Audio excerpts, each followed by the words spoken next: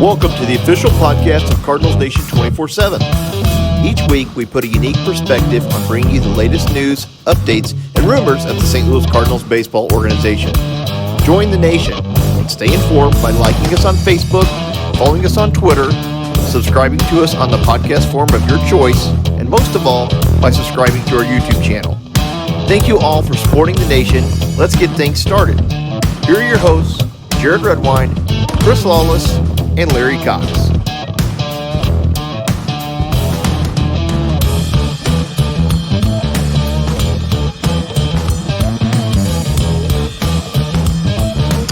Hello, Cardinals Nation, and welcome to Season 2. First episode of the new season. We are not canceled. We are still here. And Chris, Larry, hello, my friends. How are you guys? Doing good. We've had some people think that we were, done with the show, and it's like, no, we kind of had a little bit of an off season ourselves. So with the lockout going on, took a little bit of break, but glad to be back for Season 2 with you guys. Glad to be back, fellas. Yeah, starting off fresh. It's good to see the legend and the bearded dragon in person. Yeah, we've been trying to make this work for the last probably 4 weeks or so, but Happy New Year, we're back, and we'll get things started. There's not a lot of new baseball to talk about, unfortunately, with the lockout, but sides seem like they're progressing. They've kind of met back and forth a few times, making a little bit of leeway each time, so I guess it's better than nothing at all. Chris, your early thoughts. I know last time Larry and I, we actually were talking about the lockout, and we didn't think we were going to have much to talk about, and we ended up talking on about it for quite some time. But your thoughts on the lockout and where we currently sit? Well, it's a shame that it's still going on. I was kind of hoping that it would be wrapped up by now, but you hear that some of the rumblings that spring training may be affected, because they're still not close on agreeing. But I think everybody is ready for baseball to be back, and it's easy for some fans to point at the ownership group for being the greedy ones, and the other side takes the players, are being greedy. At the end of the day, it's hurting the game to be locked out this long, and the measures of what the lockout is. I mean, even Adam Wainwright had a gig the other day where Jason Isringhausen couldn't make it because of the rules involved with MLB. It's just ridiculous, ready to get on with it and get free agency back up and running. Yeah, we've already seen it start to affect things a little bit, Larry. Everyone thought maybe this year with COVID restrictions lightening up, there was going to be a typical winter warm-up, etc., but that's already been canceled, and now we are in danger of, canceling portions, or pushing back at least of spring training. Yeah, it's unfortunate. It is what it is. It's a business. We all know that. But hopefully the sides just get it worked out and we're ready to go. And, I mean, these guys are hopefully not like it was a couple years ago where they had to shorten spring training. They came in, they just weren't ready to go. So hopefully they're working out. Let's put it that way. And, a lot of people plan vacations and stuff around this. Hopefully people thought about that ahead of time, taking a spring training trip. It would definitely suck to be like, hey, this is the year we're going to do it. And then all of a sudden you're not able to see anybody play whenever the spring training starts. And now they're looking at maybe pushing back the start of the season if they don't look at something quickly. I mean, I'm sure spring training is going to be shortened regardless, and the players probably won't mind much, but the fan experience is where that will end up being a problem. But it looks like they're making some leeway on, players trying to become a free agent a little bit sooner. I don't think they're going to become, hit free agency as soon as the players would like. But, there's going to be some leeway. I know they've talked about salary, luxury tax threshold being a big issue. The revenue sharing was a big one, but it sounds like today that the Players Union hasn't been bringing that up as much because MLB's not going to budge. But the DH sounds like one thing that is coming, Chris. So, it sounds like both sides are going to agree to that. They both want it. We knew it was probably going to be just a afterthought, but they were going to use it as a bargaining chip. But your thoughts on DH full-time, and, who do you think will take that role? I think it was, we've talked about it before, that it was inevitable that DH would end up in the National League, and I think it's a good thing. I think we've kind of all agreed to, that we've had that old school mentality where National League Baseball has always been more fun because it's been strategic with all that. But the way that the game is now, and pitchers aren't used to hitting in the lower levels, and injuries to pitchers when they do hit, there's nobody that gets excited when a pitcher comes to the plate. So I'm glad to see it going to be implemented. And as far as what I think the Cardinals will do with it, Albert Pujols' name obviously is a last resort type of thing where I think they'll entertain that. But other than that, I think they go in-house with a Juan Yepez or possibly Gorman coming up, or maybe utilizing Lars Nootbaar in a role where they swap out an outfielder every now and then. But I don't see them going out and making a big splash. It'd be nice to get a solid bat in the lineup, but I don't know. It's kind of hard to say really on what they'll do, but just glad to see it happening. Yeah, Larry, I know we've talked about it before, but refresh my memory. You a DH fan in the National League? I am not. I mean, I understand the business aspect of it. Nobody wants to see, Adam Wainwright pull an Achilles and go down for a season again. And these guys got so much money invested. To see a pitcher, miss a season or even a career batting, and doesn't make any sense to me either. And then, like Chris said, even the minor leagues, they don't really use the pitcher to hit. So why throw it in here? As far as the DH goes, I can see both sides of this. I like the historical side but maybe now that you go to the All-Star game or the World Series, and both sides have had the DH for a length of time, you're not just thrusting somebody into that position that normally doesn't do it. So maybe it equals out. So. Yeah, with that DH lockout talk, I'm gonna swing that around to our advantage, totally by accident. If we didn't have the DH, say in the American League, we might not see somebody like David Ortiz that was just elected to the Baseball Hall of Fame. From the DH position wasn't available. There's been talk that he wouldn't have been playing as much and got nowhere near the at-bats that he had gotten throughout his career. He might not have been elected to the Hall of Fame. And, of course, as we all know by now, David Ortiz was a first ballot Hall of Famer, elected the only one elected to the Baseball Hall of Fame this year. So it kind of gives players a chance to kind of prolong their career and, chase some of those, hitting records or goals, as far as home runs or total hits or RBIs, plate appearances, etc., and extend their career out in the National League that you wouldn't see before. That's why the whole Albert Pujols to the Angels thing was figured to be a long contract that would only suit an American League club. David Ortiz and, even guys like Jim Thome of that nature would not have been able to play in the National League for a long period of time. Your thoughts, Chris, real quick, on David Ortiz being the only first ballot Hall of Famer? What were your thoughts on the just the Hall of Fame, election process this year overall? Well, first off, congrats to David Ortiz. I do think his numbers warrant him being a Hall of Famer. I do not think they warrant him being a first ballot Hall of Famer. I get pissed off when I see on social media all these, writers that are casting these ballots that are blank ballots, where I think you've got that privilege and you have so many names on that list. There's no way you can look at that list and tell me that there is not one Hall of Famer on that ballot. I could make an argument for using all 10 of your votes, with that many names that are on there. That being said, I hated to see Bonds and Clemens get snubbed. I do think both of them deserve to get in, and hopefully down the line they can get in. Ortiz, I think if I were to have 10 votes, I would have used all 10, and possibly he might have been the 10th on there, but I wouldn't have put him in first ballot, just probably primarily to get guys like Bonds and Clemens for sure in. I was glad to see Rollins make a strong push and come in, fourth place. It sets him up, I think, nicely for next season.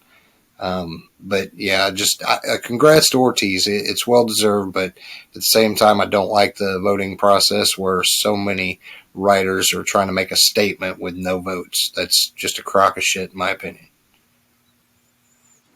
Yeah, I would agree with you on that needing to be looked at or changed or revamped somehow, or maybe make part of it some kind of players union or something vote and try to find a way to involve the fans. Larry, I want to ask you real quick too, because I know you're more of a history buff of the kind of the game. You look at the Hall of Fame as more of a records type thing, an achievement thing, or is it more of a history type of thing for you? Because regardless, you arguably have to think, regardless of its numbers or just about the history of the game. The steroid era did exist, whether these players took them or not.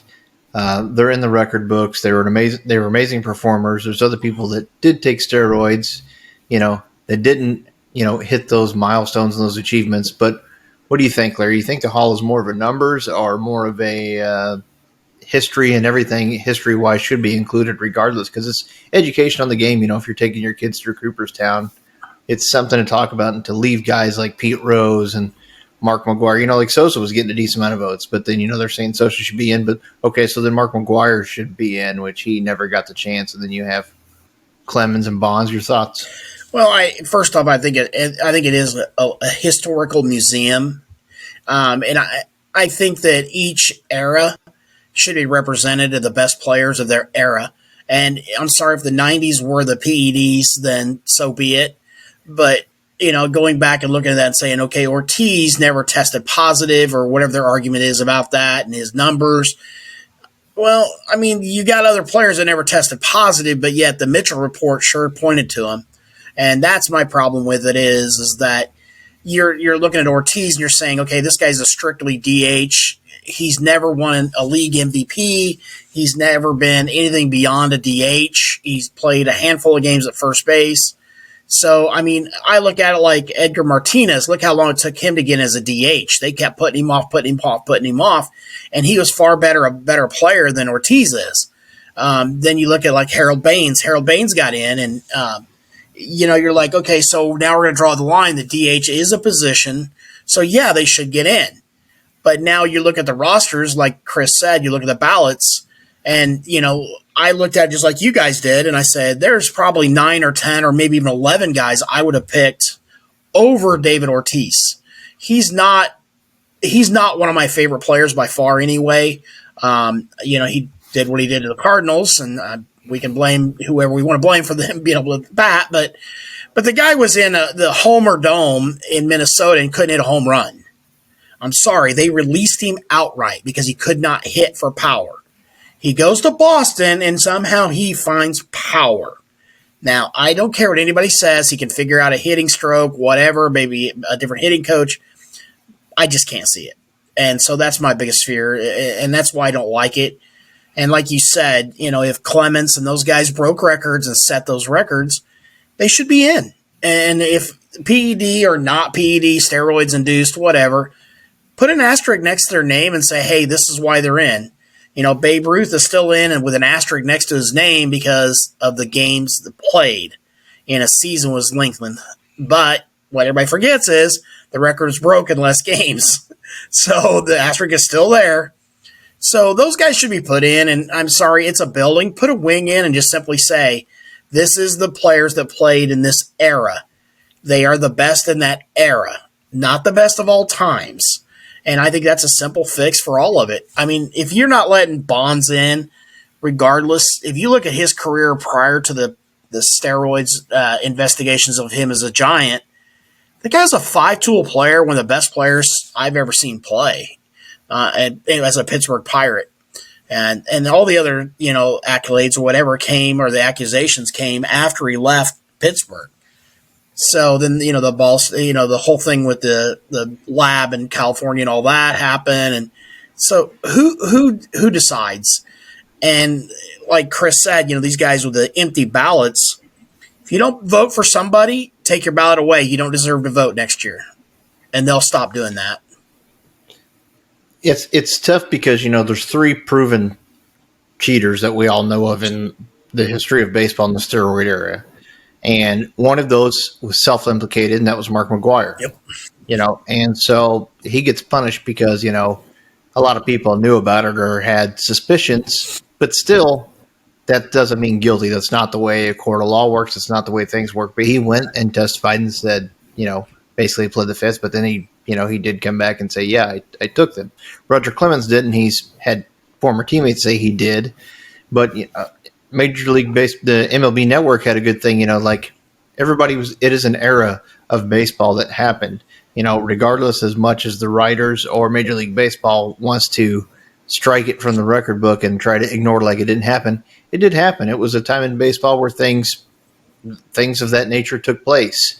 But also on the flip side, whenever you're trying to say Roger Clemens, arguably one of the best pitchers in all of the history of baseball, Barry Bonds, Pete Rose, those guys are not in baseball. That's kind of what the Baseball Hall of Fame is for. And then if you go back and look at, the past, it's not always been the same. So I think it's kind of, you have to look at best of this or that generation, right? Because if you go back and look at some of those old time players that are in, their stats aren't very good at all. You'd be looking at some of those players like, why is this person in the Hall of Fame, or what did they do? So then that brings you back to someone like Scott Rowland and how he should be. And maybe even it kind of brings a better case. They were even talking on MLB Network about Jimmy Rollins. You wouldn't think, or I wouldn't think he's a Hall of Famer, right? And he probably isn't. But they were like comparing his WAR and his stats during, his tenure of playing. And he was one of the top best second basemen. Same for Jeff Kent. Of their time, and compared to other Hall of Famers, are better than them. So, it's kind of tough because there's no right way to define a Hall of Famer. And then some people say, okay, Chris, is Jim Edmonds a Hall of Famer? Oh, I think that's a no-brainer, but obviously. Well, they say, if you have to say, well, I don't know, or maybe if you have any doubt if they're a Hall of Famer, then they're not. So that's tough, but I think you need to have information to make that case. Yeah, I agree with you there. I mean, like you said, when you drop that name, for me, obviously we've seen a lot of Edmonds, so we've got maybe more. I'm not saying going with our heart on it because we've got to see him play and he was a Cardinal, but over that tenure and his career, I can't name you any other exciting center fielders that was the highlight reel aside from Griffey Jr. that Edmonds was the best center fielder I've seen play. And so when I hear Jimmy Rollins' name, I have to look at the numbers for a guy like him, where Edmonds, even though his offensive numbers might not automatically put him in, on namesake and knowing the highlight reel and just going off the eye test, he's a lock. And for him to fall off the ballot, his first year, to me, that was a travesty. So yeah. Go ahead, Larry. So my thing is so we're electing a guy that doesn't play defense as a first ballot Hall of Famer. Never played any defense. But yet a guy that has 6 or 7 gold gloves and doesn't get in because he doesn't hit. So between the two of them, they're a hell of a Hall of Famer. And then my other question about it is, ironically, is it funny that we don't let Pete Rose in for gambling, but yet Bally owns the rights to Cardinals baseball now. And every commercial on TV right now is about gambling and casinos. And so it's ironic that they won't let the guy in with the most singles in the career. Yeah, and eventually you're going to be able to bet while you're watching. They're going to be talking about it during the game. Yeah. Dan McLaughlin's going to say, and the over-under for, And so it's that, and that's kind of the hypocrisy, I think, of baseball. And the other thing is just like these writers. Okay, so how do I know that, such and such writer in Boston didn't get a DUI last week on his way to go write his ballot? So he was under the influence of alcohol when he sat down and decided not to vote. I mean, I know it sounds absurd, but again, they're passing judgment on somebody else. So yeah, I can't pass judgment on them for breaking. I kind of get where you're going with that. You're kind of saying, if they're going to nitpick and you're going to throw in all these what ifs, Well, the big thing on that too is the steroid era. Yeah, obviously, when you look at a guy's numbers, somebody like Bonds, the pitchers that were pitching to him, we don't know who was and wasn't using. Same with Clemens, the batters he was facing. We don't know the batters that he was facing that was using. And, I've always said, I know that steroids do things to your body that might make you hit the ball further. I know the recovery time on being injured, is primarily what they used it for. But hand-eye coordination and the talent of playing the game, steroids does not make you a better baseball player. You still have to put in the work. You still have to go work out. You still have to have the hand-eye coordination to see the ball, hit the ball. It's not just a miracle drug that like can make you or I a Major League Baseball player. It enhanced obviously what they were, but to me they were Hall of Famers, and I do hope that they get in eventually. Yeah, but what about the guy saying that didn't apply because you got the guy that was the leadoff hitter for the Baltimore Orioles.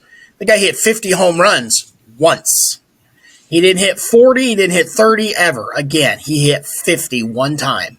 So evidently steroids aided him in some way, not just being able to. And I get what you're saying. It didn't help him see the ball any better. I get it. But like Clemens, when he left Boston, he was throwing 89, 90 miles an hour.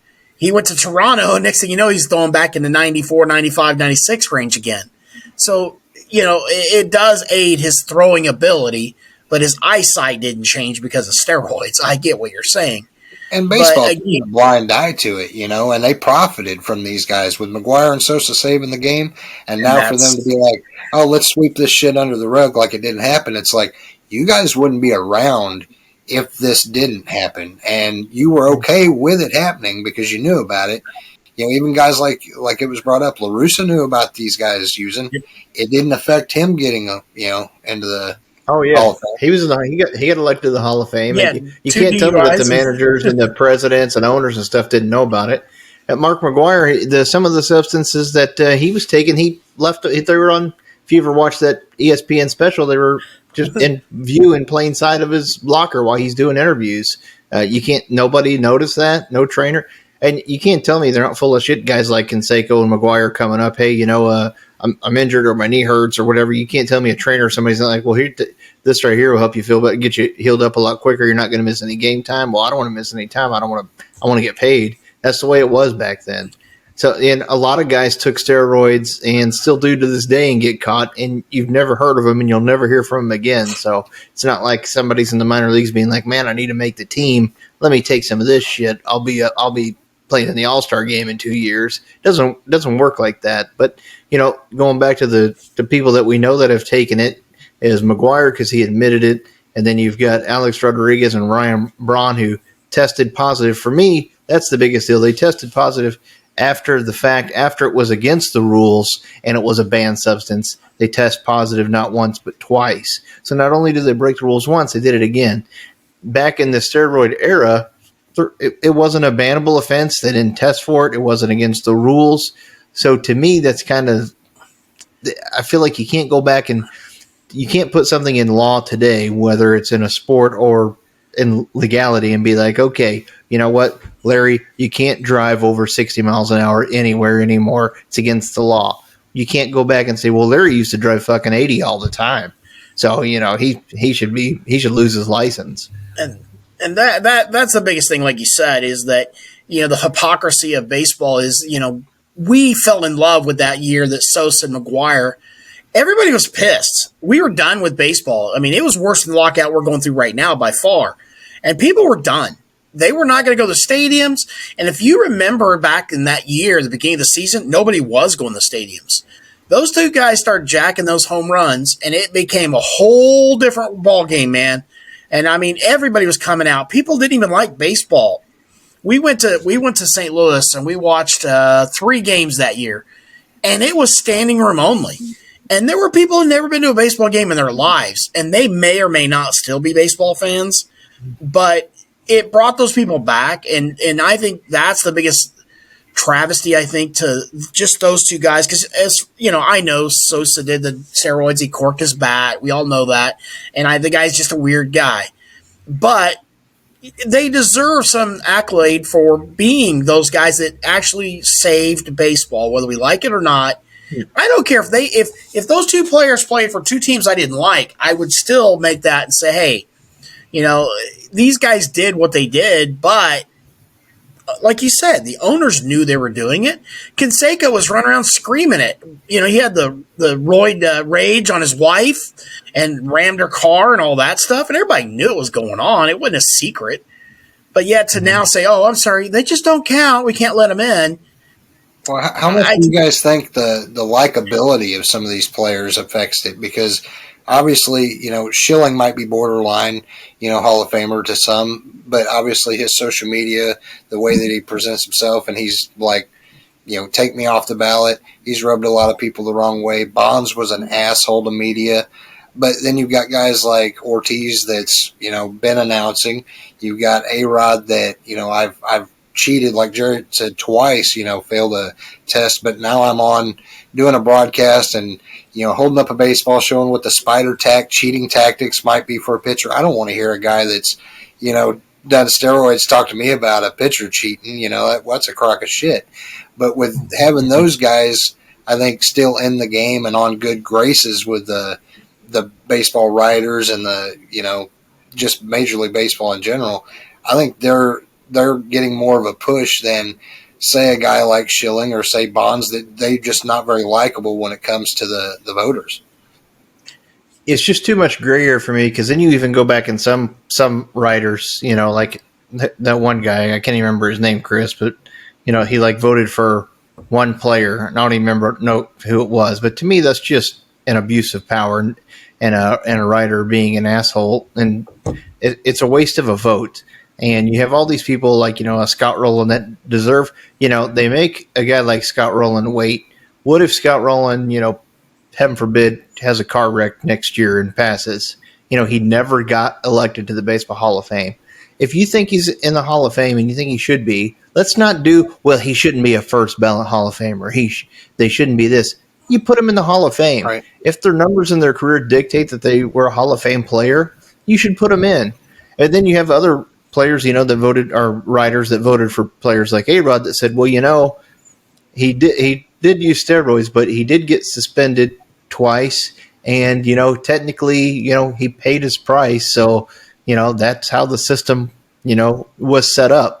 Major League Baseball should just make it a rule then. If you get caught 2 or 3 times, you're automatically, as Major League Baseball, you're ineligible or something of that nature, because now some are saying, well, he got in trouble, he was fined, he did the crime, he did the time, so to speak, so why keep punishing him?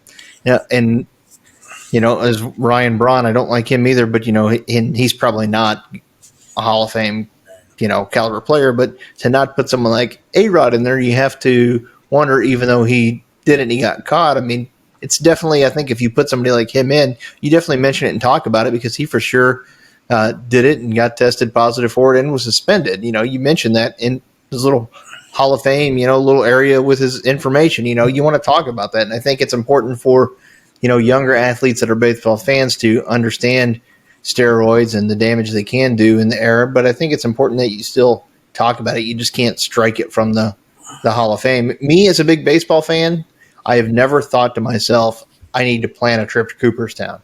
I've heard it's nice, but I don't have any desire to, like, when I'm thinking about planning a trip or a vacation, I'm not saying to myself, I need to go visit Cooperstown, New York, to see the baseball hall. It's not a must-have for me, because I feel like it's not complete. It's what Major League Baseball wants you to think it is, or the writers, what they think. Just to me, it's watching the home run race. Like Larry said, I was always a baseball fan and always watched it. I wasn't as big until the home run race. That got me back into it. I'm here in Arizona now. I run into people all the time. Whenever I talk about baseball or the Cardinals, I see people all the time. They're like, I went back during the home run race. I think he hit number 55 that night, but it was crazy to go watch a game in St. Louis. But people always tell you stuff like that, and that's like things. I remember watching Barry Bonds during the home run. They would always cut in and show him at bat, and how good he was or how many times he got walked. I mean, to me, that's talent. And Roger Clemens was an amazing pitcher his whole career. He got better some years than others, but yeah, I think. Go ahead, Larry. I think that a lot of times that, like, the year that was all going on, they would put, we're going to take McGuire's ball because the first guy to hit 55 home runs in so many years. When the guy's got 8 or 9 artifacts in the Hall of Fame, but yet the guy himself can't get in there, that's the downside of it. And I mean, it's like Ricky Henderson. Ricky Henderson stole all the bases, but he was a complete asshole. People didn't like the guy. But Hall of Fame he is, because he did what he did. And so you take, all the bases he stole, they put him in the Hall of Fame, his shoes, his bat, and all that stuff, because he accumulated that stuff. But it's the same with Barry Bonds. How many home runs did he hit? He's got these records. They put his bats in. Then, he stole bases. He's one of the first guys to do 40-40 or whatever it was. Those are the things that they put him in for. Well, they keep piling up this room full of all of the displays of his name on it. Eventually, if I was him, I'd just say, you know what? That all belongs to me. I'd like to have it back because it is mine, and give it back because it actually says on loan to the Hall of Fame. They don't own it. And so those guys, what they ought to do is they just start pulling their artifacts out of there, and let's see how many people go then. Yeah, I think there's a little bit of irony, too, when – steroids, obviously, like I said, it helped some guys' careers be longer, and it helped them heal up after injury. And that was one of Scott Rollins' knocks against him being in the Hall of Fame, was that he averaged, I think, 120 games a season because he had so many injuries pile up. But when you look at that decade of his prime years, you can't name a better third baseman than Scott Rowland. And even though he was kind of the weak link of our MV3, offensively, defensively, that guy was what Arenado is right now, and for you to be like, he didn't play all 162, or it's just ridiculous. Like his numbers, he was a human highlight reel. If he would have took steroids like some of these guys, maybe he would have played, full seasons. But are we going to? Yeah, maybe he'd have played 150 games. Yeah, but how many injuries were because he played as hard as he played? How many times you see that guy barehand a ball or take it off his chest, where you get some of these guys that play third base and it's Ole here and Ole there. Let's get a taco to go with that bad boy. And that goes back to what you said about like David Ortiz not playing defense. How does that make your career longer when he's out there diving for balls and throwing cannons over to first base, and Ortiz is like stepping in a batter's box 4 or 5 times. I know certain players can't help where they're slotted in, same kind of thing for like Todd Helton because he played in Colorado. He can't help what Colorado is. You can only play up to where you're at, and I don't think you should punish a guy for, hey, you're playing in a short ballpark or you're playing with the altitude of Colorado. That's not his fault. Yeah, but for years they would always say, you had to have the RBIs, the home runs, or in the batting average. Those are the 3 big ones they always went by. Well, how can you fault somebody for RBIs? I've never understood that because if you don't get on the head of me and I'm batting third, how's that my fault? You didn't get on, and my home runs were solo shots instead of two guys on ahead of me, and that's one of the stats I've never agreed with before as far as them using that as a Hall of Fame gauge, and that's been my biggest problem. I don't think there's a true way to gauge all players across the board, but like I said, I think you have to look at it and you say, okay, if Roland played from 1991 through 2005, who was the best third baseman in the National League at that time? Scott Rolen. Who's the best third baseman in the American League at that time? Scott Rolen. And that right there, he was the best of his generation, his era. You can't tell me right now there are 9 better third basemen to ever have played the game. And that right there is the mark of a Hall of Famer. I mean, I can find you 100 DH guys that hit better than Ortiz all day and every day. I mean, and that's the thing. They're using the wrong standards. I mean, even like a Jeff Kent. Stop and think about that. Jeff Kent was probably the best home run hitting second baseman I've ever seen play. Now, he was really good defensively, but not a Gold Glove caliber. But he did his job. And it's not his fault that he couldn't play first base because somebody else was there. They slot him into second. It's like faulting Skip Schumacher for, oh, I'm sorry, we need you to play second base now because we have enough outfielders. The guy had a good career because he was willing to do what the team needed him to do. So that's the biggest thing I see across the board is you have to look at the whole picture, not just, oh, I don't like him because he refused to talk to me. Why did Bonds become an asshole to the media? Because of all the fingers were being pointed at him. I don't blame him. I wouldn't have talked to him either. Yeah, it's tough, and without an exact guideline to vote, everyone's just going to do their own thing, and that's, I think, is the is the problem with only having the Baseball Writers Association do it is, that's the only voice you have. I think if you're going to leave it open and subject to opinion, you need to have a bigger opinion, I guess, or a bigger net to get that opinion from to cast out, because everyone's got a different, idea of what a Hall of Famer is or what a Hall of Famer should be. And you're leaving it to the hands of, very few. And I think there are several of them that think they are entitled and hold some power over these players' heads. And you can see it on some of the ballots that they cast. And I think it's kind of disgusting. There was one guy on Twitter, I was almost going to go look back at, but I shared it, and I was even, commenting. I commented to him and said, "This is a travesty. You should lose your right to vote." It was such a joke, but Scott Rowland is eligible to, try to come in again, next year. Obviously, he didn't fall off. He ended up, where was he? I want to look it up here. He got 63.2% of the votes, 75% get you in the Hall. With all three that were ahead of him are off the ballot now, with Bonds and Clemens falling off and Ortiz getting elected. So that puts him in prime spot. Todd Helton did pretty good. I'm still actually shocked that Billy Wagner's hasn't been. He was almost his first year. He was like right there. He was like 72%, or he was somewhere high. And now it just seems like he's getting worse, and he's probably one of the best closers of all time. So yeah, but he's not on there. So the further away you get, the less popular player they are, and that's what happens. Their name's not thrown around as much, and you got to remember, I mean, even the writers, some of those retire. You end up with these younger writers; they never seen these guys play. They don't know anything about them. So that's my other thing about it. I don't like. I always said the players ought to be the ones to suggest who goes in the Hall of Fame. They've seen these guys day in and day out. If you go to with a fan vote, you're going to end up with an all-star type game. Hey, oh yeah, they're St. Louis, so let's stuff the ballot, And I don't like that either. A New York guy would get in. They would put all New York guys in every week. So yeah, I think the key now, I don't even remember what they call it, the committee or the players hall committee or something like that. But I don't even know who's in that. I need to do some research. But Clemens and Bonds have fallen off the ballot, but they still can be put in by this committee. And there's so many years that they have to do that. So I guess we'll see how their peers rank them as far as giving them a chance to get in the Hall. And obviously, if it happens next year, I think it's after like December of this year. I guess we'll find out what they have to think. If they put him in right away, then that'll definitely be something to look at. Yeah, I do think Ozzie Smith, he was a part of the committee. I'm not sure if I read an article Rob Raines put out and said that I think they pick a select few of the Hall of Famers, so it's not the same ones every year that do it.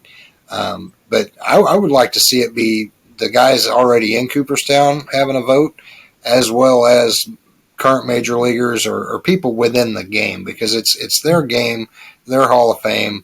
And if I faced a guy that I knew was a cheater and I said I don't want to put Bonds in, I would take that weight over a writer's opinion on whether or not he should be in over it. Agreed. Okay, then. Yeah. And there's not much to report as far as any kind of new signings or activity. We did just have the international signing period. I was going to pull up and talk about that, but I think we'll probably try to table that for another conversation. But the Cardinals did make one move today, Chris, and you reported it on Cardinals Nation 247.com and did a story about it. What are your thoughts on today's signing? And give us a little background if you've got it in front of you. If not, I'll pull it up. But I know you wrote a little article based on signing today. They did get a right-handed pitcher, Aaron Brooks, that they've signed to a minor league contract. Obviously, that's all you can do right now is sign players to minor league deals. But he's pitched in the KBO the last 2 seasons and really pitched well, since going over there. He kind of had a rough 4 years in the majors, bouncing around between clubs and never really sticking. From what Ben Cerruti kind of commented on my article, and he does more of a deep dive on the stats than what I could look up, but he's got a great ground ball rate that is out of this world. I think it's like 75% ground ball rate. And, his walk rate 78.4. Yeah, it's insane. And like only a 4% walk rate. So if you can combine those two things, pitching in a friendly ballpark like Busch Stadium with the defense that we've got. I think that'd bode well for him. I think it's a good signing for depth purposes, and obviously if somebody gets injured, we may see him on the big league club. So I'm not too upset with the move. Yeah, we've seen that a lot, and fans are obviously upset, saying, "Oh, this isn't a good signing." But this is not supposed to be a starting five move here. This is a depth position. This is a minor league move, as you said, Chris. But we've seen it before, Larry. And he had a higher ERA. Brooks did. He's 31 years old. But spent the last couple seasons in, like Chris said, the KBO, the Korean Baseball Organization, where he pitched a 2.79 ERA and basically 230 innings. So we've seen that before with players go over and do better, and then maybe sometimes it's possible for them to go figure things out and then come back and do okay. So what do you think? I mean, do you think sometimes the going overseas and playing is a good thing or a bad thing? I think the fact they go over there and they play a different style of game, and I think it becomes a different mentality for them. And not only that, but there's no hometown crowd. There's no, they don't have the pressure they have here. And it worked well for Michaelis. I mean, Michaelis came back and he was lights out that first year we got him. And even like when we brought in those type players, you just don't know what they're going to bring, even if it's just one season, or maybe he's a bust and he never does anything. But I think our fans get hung up on the fact that, this is a signing. Yeah, well, sometimes they are just what they are. They're a piece of puzzle. Maybe the guy ends up at AA and that's all he ever goes for a whole season, but he's taking innings and he's pitching, and that's all that matters. But like you said, last year we dumpster dove, and look what happened. We ended up with 2 or 3 decent pitchers out of the deal. And so every once in a while, it's good to take that risk. And he comes into spring training. He feels the need as far as being able to throw balls. That's all that matters. Yeah, and Cardinals had a problem with walks last year, and this guy the last couple of years he didn't walk a lot of batters, and I feel like that's kind of good. I feel like one thing about the KBO is their hitters are a little more patient. It seems like, at least that's just my opinion. I don't have any stats to back that up, but and he went over there and maybe figured some things out by taking a flyer on a guy that's had a under 3 ERA in that I was going to say organization, but in that league the last couple of years, I mean, it's nothing but upside. And if he doesn't make the team, he never does. It's not even a 40-man move. So you can't fault the Cardinals there for trying to, at least they're still making a few moves here for the season. So, yeah, I mean, especially with the lockout going on, when you hear somebody sign to a minor league thing, that's about the only kind of baseball news that you're getting. So, like last week, I think Daniel Ponce de Leon signed with the Angels, on a minor league deal, similar type of thing. And it's funny because you post an article or you post something about that in our group, and you've got some people that are like, well, good riddance. And it's like, we got rid of him before this signing, so obviously he was gone already. Then you have others that are like, oh, man, I'd really like to have him back. I loved it while he was here. I'm like, what was the love? He had a 6 ERA last year and, couldn't break the rotation, and he couldn't pitch out of the bullpen. So it's one good game. Yeah, it's just funny that like some small news turns into that's the only news going around right now. I mean, the only other former Cardinal stuff was Mike Schilt, getting a new gig where I think the Padres player developmental, he's going to be doing that along with his role with the commissioner's office. So he'll have a full plate next season. Yeah, it seems kind of odd that he's going to be doing both to me. I when I saw that come out, I thought always, the commissioner's office thing was kind of a stopgap while he was trying to figure things out. But then I guess he's doing both. I don't know how that works, so to speak, but it was kind of a puzzling move for me. I mean, I'm sure he's probably good with the fundamentals and stuff like that, which is what it seems like he'll be focused on with the Padres, but, not really analytics, but just an odd move to me. And, it makes you think the more time has gone on from the season and there was all these coaching, openings that nobody really went after Schilt. So it makes you think they're, maybe the Cardinals, there was more to it than we know. And people get upset that, Mozeliak and DeWitt don't say much, but I think they're more of a cards, close to the vest and not really wants to talk a lot of, pardon my language, but bullshit about people and just kind of say it didn't work out. He left, but there has to be something behind the scenes in baseball, because I surely would have thought, especially being a manager of the year finalist, somebody would have not fired, but hired him, or maybe got rid of a manager they already had to bring somebody like Schilt in, but that wasn't the case. So I just wonder if, that, like you said, there's got to be something going on behind the scenes. And the good thing about it is they don't come out and say, this is why we did it. Because they're not going to trash the guy's career. He did everything he's supposed to have done all the way through the organization, or they wouldn't have been there. And they just didn't work out last season. But, giving the guy another opportunity someplace else is what I think Mozeliak, I think that's what he did. He said, hey, I'm not going to trash you. If some team wants to come talk to you, then let them. But I think with a job like this, with the Padres, it still keeps him what he's good at. And maybe he does end up in somebody's team, mid-year that somebody fired or something, and he does end up in that job. But I don't know. Like I said, I was really shocked that no team even took a real header on him at all, even asked to even talk to him. Yeah. I mean, I never heard of interviewing process for him whatsoever. Yeah, I know he was, discussed for the one job, and that was the only one I really seen. And that was the Padres' job. So maybe this is his way of getting a foot in the door. If Bob Melvin don't work out, at least he'll have a foot in the door there. Well, maybe they find out it wasn't Moneyball that was winning in Oakland, but it was Melvin, or just the opposite. Maybe it is Moneyball and not Melvin.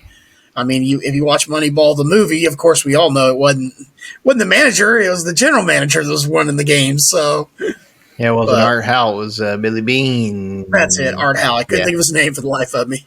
I kept seeing the actor, and I couldn't think of the guy's name. Yeah, I know the actor too, and he passed away from drug use or whatever. But I know who you're talking about. Real quick, also too, I want to get your guys' opinion, because they did announce it in the last.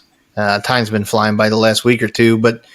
I'm going to flip it backwards and go see what Larry has to say first, since Chris is always, first. And we'll let Chris come in with his to top it off. But what do you guys think? What are your thoughts on Major League Baseball? AAA this year, they're going to robot umpires in the strike zone.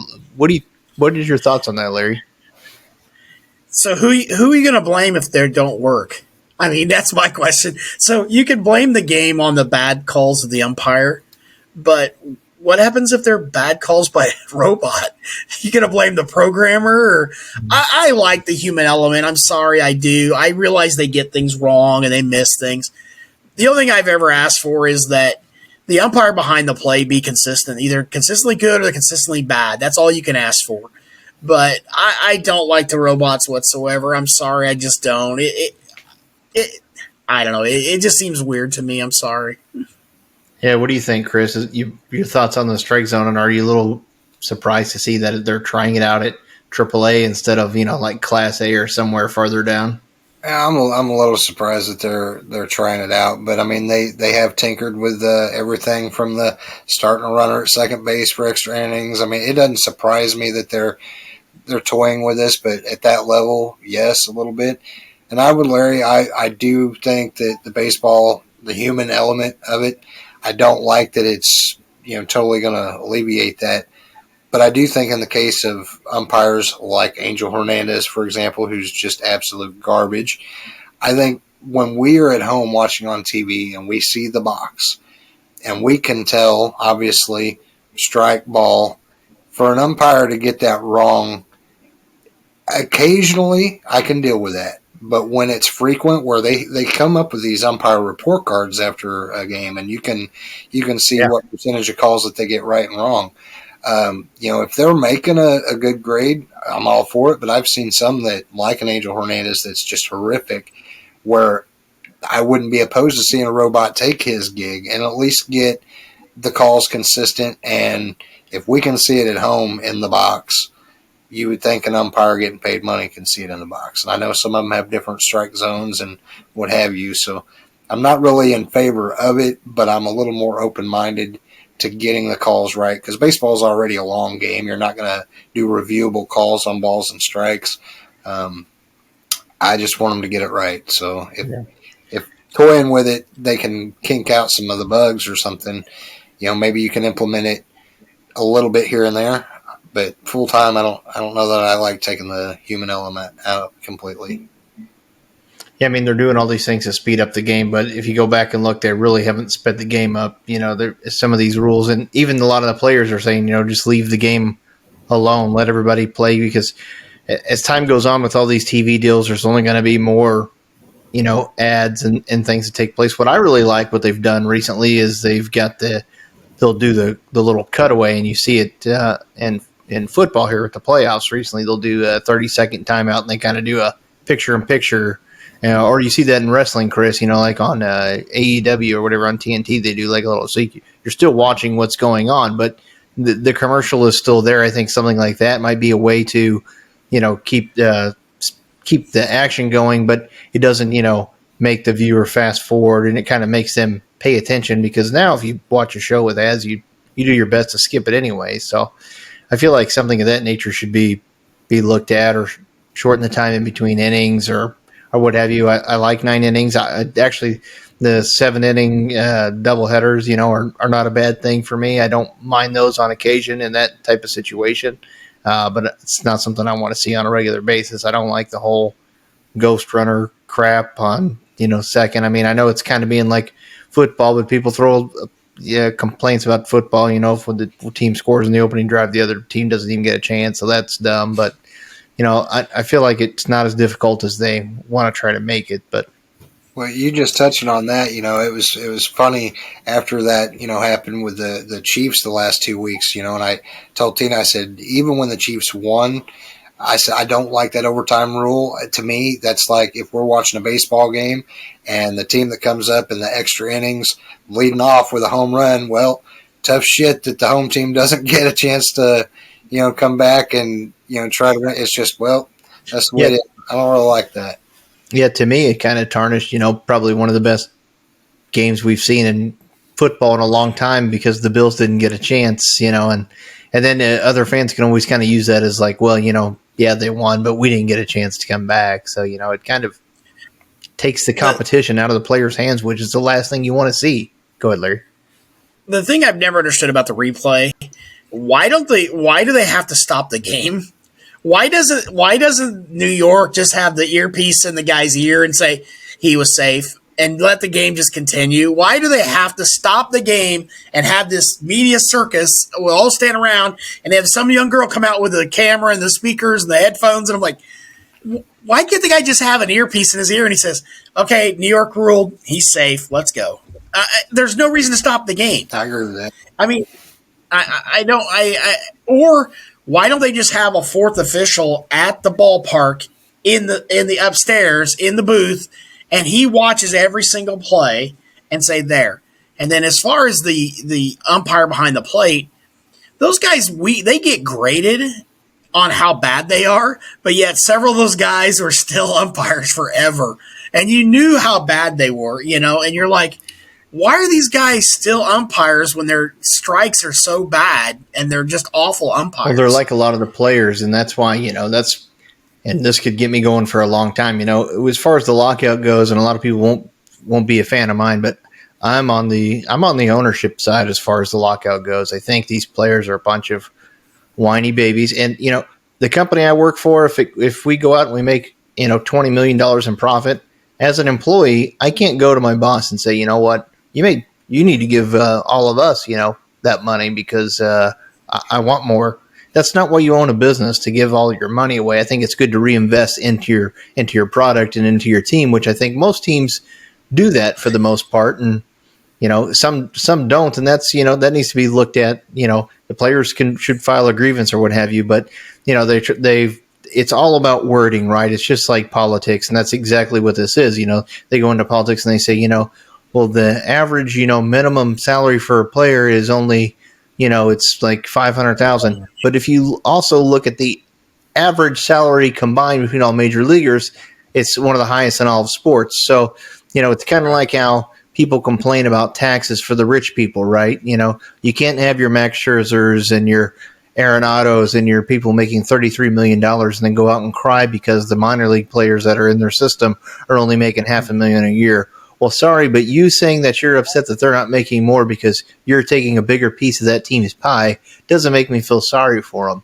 Maybe there needs to be, maybe, I'm not saying we shouldn't raise the minimum. Maybe we should, but I think we need to put more of a forcible cap on some of these players that are making too much money. Sure, let's divide that around. I think teams should maybe take it on a revenue stream or a profit percentage program. And Major League Baseball says, okay, if you're over the, this percentile in profit or percentage, you must reinvest such and such back into player development or et cetera. I think they could try to regulate it, but it's hard to tell people what to do with money when it is their business. Larry, you don't run your business and say, well, I made more money this year and I put all this time and effort into starting this business and building it and paying for the building and moving here. But, I have to give it back to my people because they want it. Now, if you've got a good employee, you're probably going to do that anyways, like they already do with Max Scherzer and those guys. They're making the money they are because they are talented and they got paid. And if not, they would go to a team where they got paid just like they always have.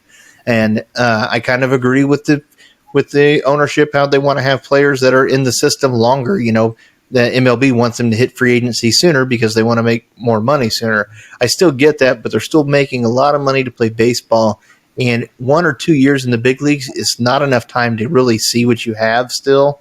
So I think a player coming up and then a team losing them or expecting to pay them a lot of money is not fair to the team either. So, I get that they both have parts, but there's so many people that are always talking about how they hate, Rob Manfred and he's horrible or whatever, but he's put in that place by the ownership group. His job is to protect Major League Baseball. He's not part of the players union.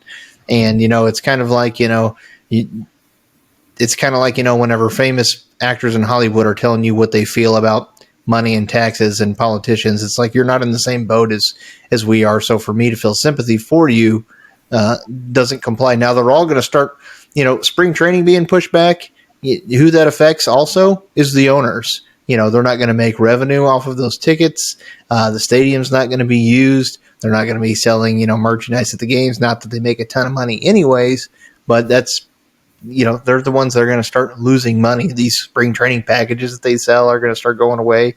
And then you start pushing tickets back, players are hoping, and then once they start the season, what are players going to say? Well, we want to be paid this much amount for each game that's left, and they want to be prorated, but yet the teams are going to lose all the money for any games that they don't make up. So I feel like it has to be, give and take. And when you work for someone, it's not supposed to be equal. I mean, I know people think, oh, it should be more fair. It should be, it's more favors the owner side. Well, it's fucking supposed to. They own the team. They're the owners of the team, and the players have more money than the owners do anyway. So whenever they retire, maybe they should go buy a team. I'm sure they'll give all their money back. Oh, wait, no, they won't. So, I mean, that's just life. That's how it goes. That's how it goes for real world Jarrad, Chris, and Larry.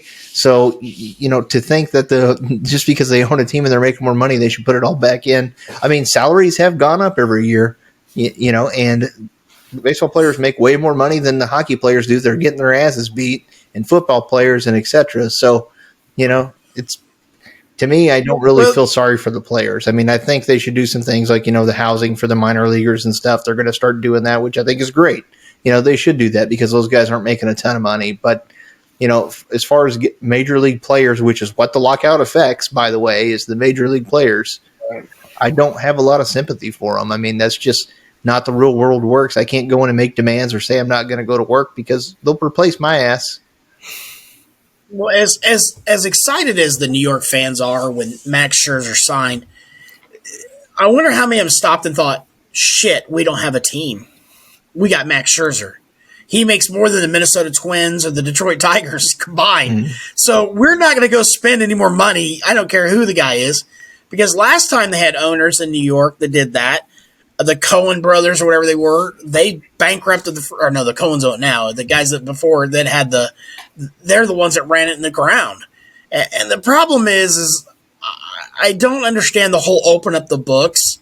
Could you imagine going to your boss and Jarrad and saying, how much did you make last year? I want to know what you made in profit. Now, let's take out that you own a building that you paid for me to come in here. Let's take out that you paid me for 2 weeks to be on vacation with the family. And then let's take out all this other stuff that you do for me to make my job easier to do. oh, by the way, the government insights and all that stuff involved in there as well. And that's the thing that irritates me is a baseball player, he has a God-given talent. I get it. But he also works his ass off to get to that point. Mm-hmm. But I'm sorry. Give me $500,000. I'll go be the bullpen catcher. I don't care. I get to go to ball games. I get to hang out with guys like Ozzie Smith all the time. I'm happy with it, Pay me $100,000. I'll go hang out with those guys 3 nights a week. I don't care. But I think the perspective now is, like you said, it's the entitlement. It's, I deserve to be the best paid or the highest paid. Well, I mean, I don't know. I don't know where you draw the line at that and say, that the top 5% of what they do, they should be paid the top 5%. But then when you take a guy from the Oakland A's because they can't afford players, they're minor league facilities, what they end up becoming, like the Twins or Detroit. I'm sorry. I find it hard to believe that a city of Detroit's size and the money in that city, they can't afford to pay baseball players, that they overturn their roster as much as they do. And they have an awesome stadium, and they had a lot of fans there when we went to the game there. And I just don't get the whole mentality, I guess, across the board that the players are entitled to this because. Yeah, and they are great athletes, and a lot of the players are great. That's why Max Scherzer and some of those guys are making the amount of money they do. The problem is there has to be a cap somewhere because, Max Scherzer likes making that big money, right? But at some point in time, whenever they go to re-sign or sign other players, they're not going to be able to afford to because of what they're paying him. It's just like the way the whole Pujols situation was. They wanted to pay him a lot of money and, Trout and all these other guys, but then they don't have a team that can win because the money's tied up. Now, the players' answer for that is, well, raise the luxury tax so you can pay more. At some point in time, there's going to be a stopgap or, there's going to be a dead time in the game to where fans start drying up if they don't get their shit together, and that money's going to go away, kind of like this. COVID was a big deal. I don't care. I don't think the teams lost money like they said they did, but they lost money. They were still paying all those players millions of dollars, and they lost a lot of games. There was no ticket revenue or anything like that. I mean, sure, they got the ratings, but they missed out on a lot of stuff. That's a lot of money that Major League Baseball lost because of COVID, and it still didn't really affect anyone's salaries. And Major League Baseball, they can turn around and be like, well, we're going to start bringing younger players up sooner, and you can retire earlier because we're not going to pay you a crazy amount of money. I should bring up a younger player. That's why Major League Baseball doesn't want the younger players to not be team controlled for very long because it's going to force them out of the game faster. Because if I don't need to pay you $40 million, if I can bring up player X and pay him $750,000, that's what I'm going to do. Well, we don't want you to do that, Mr. Owner, because we want them to hit free agency and be able to renegotiate faster. So I also have more importance to you. It's just at some point there has to be a stopgap, and no one's ever going to be happy with it. But I feel like 8% of everything I see is player related. Oh, poor players with their suites and their locker room, catering food, and their personal trainers getting their massages. And well, think about it. The Angels went out in 2011 postseason, and they signed 3 players that played between the Cardinals and the Rangers in the World Series that year. And here it is 10 years later because Albert's contract's up, and they didn't win a single World Series. Mm-hmm. With all of the money they spent just for those 3 players that year. And that's how bad that it went by them dumping all that money in there. So they went out and spent all the money. They couldn't afford pitching. They couldn't afford other players. They have the best single baseball player on the planet on their team, and they can't get to the playoffs. They had what? C.J. Wilson, Josh Hamilton, and Albert Pujols? Yep, 3 of the players, yep. And then they also went out and got a backup catcher that was on the team as well. But they still haven't learned their lesson. They've got 2 of the best players in all of baseball in Ohtani and Trout. Then they went and signed Rendon, and they still can't fucking win. Yeah, and that's the problem with it is again that I think that's the biggest problem with a lot of players and a lot of the fans is they see the money spent. This is going to win us championships. Well, that's funny is that Oakland has proved that's not true. Now they didn't win the championships, but they're competitive every single year. Then you look at a team like the Yankees and the Dodgers. Great, the Dodgers won a World Series. You're right, won since 1987. And a short. And they had to spend beyond ungodly to get to that point, and then they get beat by the Astros and those players, and the Astros aren't big spenders. It's obvious. They're big cheaters, but they're not big spenders. I think we all agree there needs to be, a floor and a ceiling on what teams spend, because obviously I look at a guy like Max Scherzer, and there's no doubt, he's one of the most, if not the elite pitcher in all of baseball. But he's only worth what somebody's going to give you for, just like a baseball card. And so if an owner's like, I'm not paying you $40 million, he wouldn't be worth $40 million. So, I mean, I think that weighs into it too a little bit. And when you've got teams like the Pirates that are just a glorified AAA team, that's just feeding off their players as soon as they become good or they can't afford to keep them, I think they need to take the highest payroll teams like the Yankees and the Dodgers and the lowest payroll teams and come up with that middle ground like they do with a qualifying offer with the highest and lowest paid player and say, hey, you have to reach this threshold. You don't have to be the big spenders like the Dodgers or the Yankees, but you can't be as low as the Pirates. You have to at least hit that middle. That would keep some teams competitive, because if a team like the Pirates' payroll is not what Scherzer's making in one season that pitches every 5 days, that's a crock of shit and a joke. The thing I don't understand is that baseball is the one sport that you can't tank. It doesn't do any good to tank and lose. It really doesn't. And so, I mean, you're not getting the draft picks. You're not getting the lottery pick out of the deal. So but your attendance goes way down. So you use a shit ton of revenue. And that's my point, that you're losing money all the way around. So like Pittsburgh, okay, so we've been talking about expansion as a group. So in Pittsburgh, if you don't hit a certain attendance number every year, and it has to be an average over, say, 5 seasons, guess what? Your team is now going to be located in Las Vegas. Because you had a team, you can't support it, let's move it to someplace where they will. And that forces owners to spend money, and it forces fans to go to the games. And that to me, I think that's the biggest thing. And then they say, okay, guess what? In place of that team, you now get a single A affiliate is what you get. And if you're going to act like a minor league team, we're going to treat you like a minor league team. And a lot of that would change. Take the teams away from the owners. They did to Mark Schott. They can take them. They did it to Laureate, Well, don't they do that overseas with like soccer? If they suck or not, Premier League, then they lose their eligibility to be in the league or something like that. Yeah, they demote the teams. Yeah, you're a mid-major, whatever. They demote you to the championship division. Yeah, that's kind of what I'm saying. That's move those teams around, and these guys will stop doing that. But again, I think the teams that are getting the luxury money, they're the ones that ought to be forced to spend it. I mean, if you're not spending the team to compete, because again, if you're a team in the American League East, you're going to spend a ton to compete, whether you like it or not. So, you get a team in there, say like Tampa, they're just good at what they do. I mean, they have a good model across the board. Yeah. And so they compete, and they're going to compete every year as long as their general manager's there.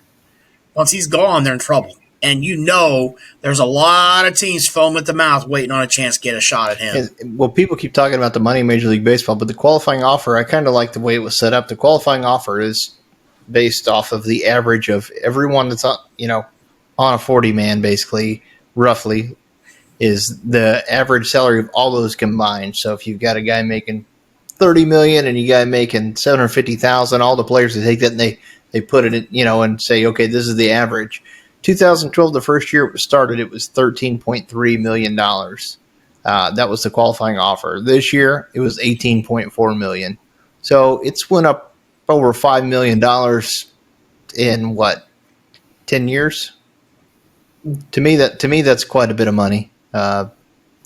Just to give you an idea of where it comes. It went down actually a little bit from 2020 by $500,000. It was 18.9 in 2020, but other than that, every other year it's gone up by about $500,000. I mean, 10 years, $5 million. Yeah, it's gone up $500,000 a year basically. So that tells you right there that player salaries have increased overall for Major League Baseball rosters. So I don't know. We could talk about this longer than I thought, but we're stretching for time, I guess. We should probably draw for winners, right, Chris? Because we said we were going to do it at the first of the year or soon after the new year, and we're almost. We didn't say what year. Oh, that is true. So like and subscribe. New Year's 2023, we're going to draw a winner for a set of game tickets that will already be over. Yeah. Hey, so the first person that we draw gets to pick. We kind of have prizes, but we said the first place, can pick, games. Cardinals set of Cardinal tickets to go see them play the Mets, which will have Max Scherzer and others. You could pick a Adam Wainwright Shadowbox bobblehead or a Cardinals Nation 24/7 podcast T-shirt. Now with everything being locked out, we thought that the tickets might go first, but somebody might take a bobblehead or a shirt because the game might not be played. Well, they may not be able to get to the game too, though. They may live far enough away that may not be feasible. Oh, okay, all right. See, there's your typical MLB owner thinking it's bullshit.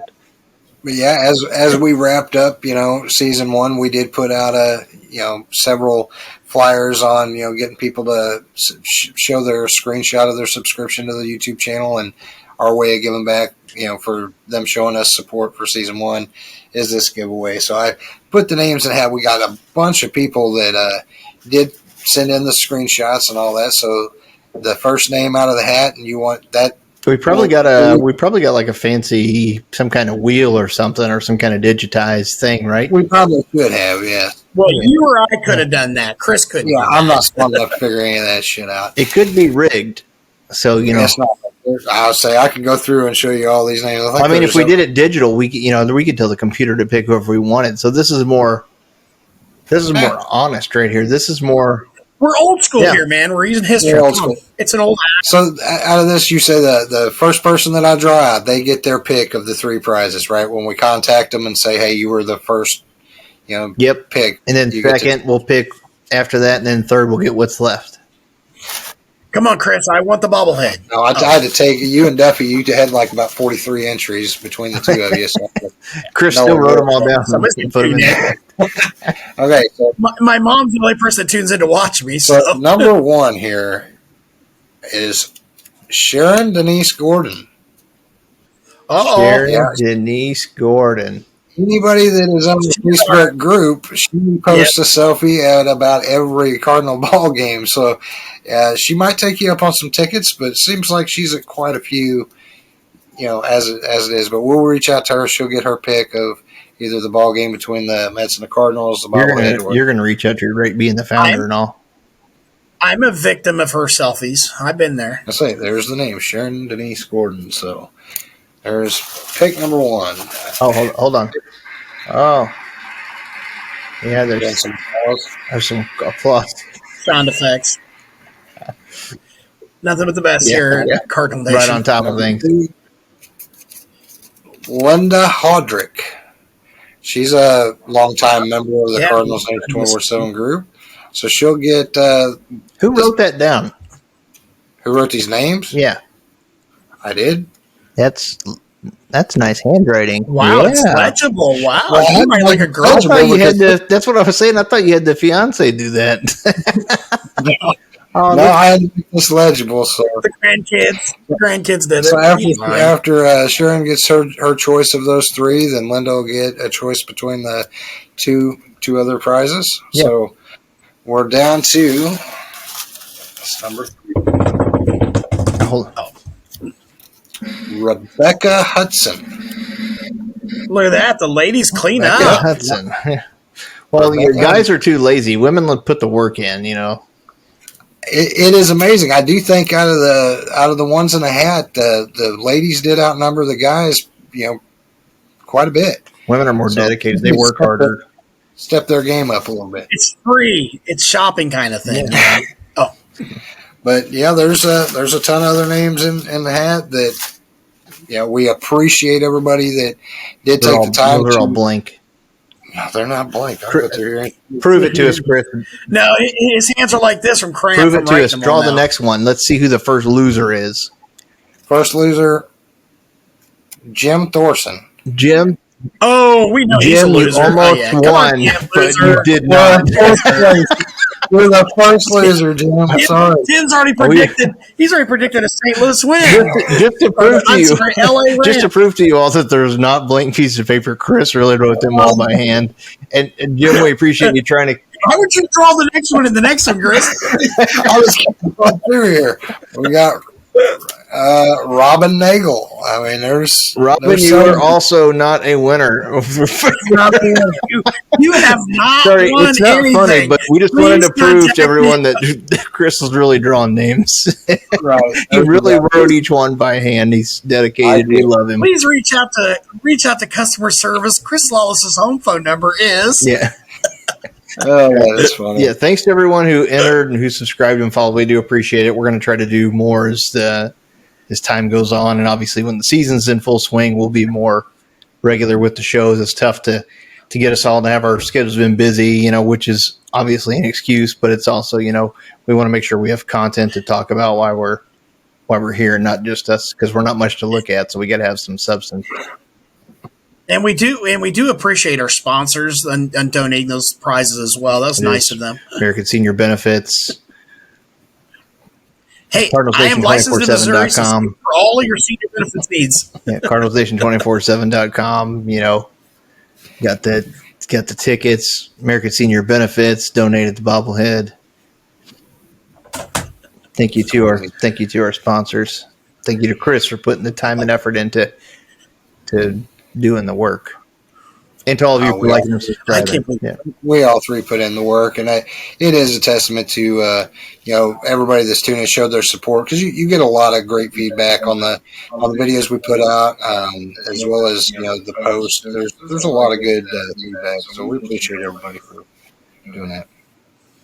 Yeah, so I guess before we end it, since we're about there, Chris, do you want to go ahead and cover one more time the website and some of the articles you've been writing recently, and been getting a lot of interaction off those? So I figured maybe we should play it one more time, because if there is anything to talk about in the off season with the delayed podcast, definitely check us out on Facebook and check out CardinalsNation247.com. Right, you can find us on Facebook and on our crew band page, Cardinals Nation 24/7, as well as Twitter at Cardinals Nation 247. But if you want our exclusive content, which features our podcast, both audio version and the video version here on YouTube, and our blog articles written by Brad Kell and myself, and if we can get some other bloggers in the mix, you can find that at CardinalsNation247.com.